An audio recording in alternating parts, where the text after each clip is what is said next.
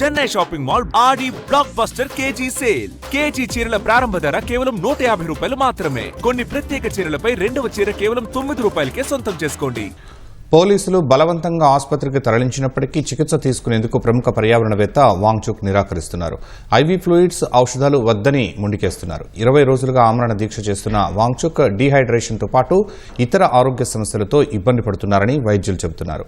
చికిత్స తీసుకోవాలని కోరుతున్నారు. ఆసుపత్రి వర్గాల తీరుపై అసంతృప్తి వ్యక్తం చేసిన భార్య గీతాంజలి వెంటనే వాంగ్చుక్ను డిశ్చార్జ్ చేయాలని డిమాండ్ చేశారు.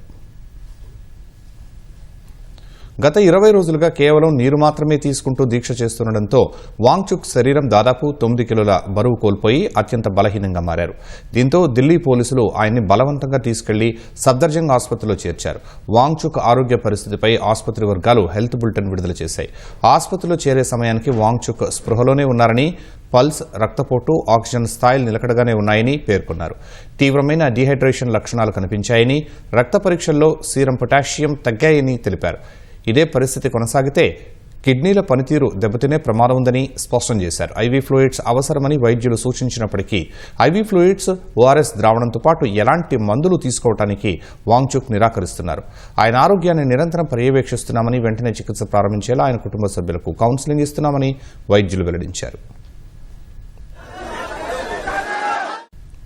వాంగ్చుక్ను పోలీసులు ఆసుపత్రికి తరలించిన కొద్దిసేపటికే ఆయన భార్య గీతాంజలి జెయాంగ్మో వైద్యులు, అధికారులకు లేఖలు రాశారు. తన అనుమతి లేకుండా వాంగ్చుక్కు ఎలాంటి చికిత్స చేయవద్దని ఆమె స్పష్టం చేశారు.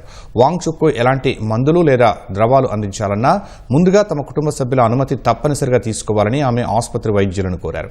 వైద్య నివేదికల కాపీలను పదే పదే కోరినప్పటికీ ఆసుపత్రి యాజమాన్యం ఇవ్వలేదని, వారి వైద్యంపై తనకు నమ్మకం లేదని ఆమె లేఖలో పేర్కొన్నారు.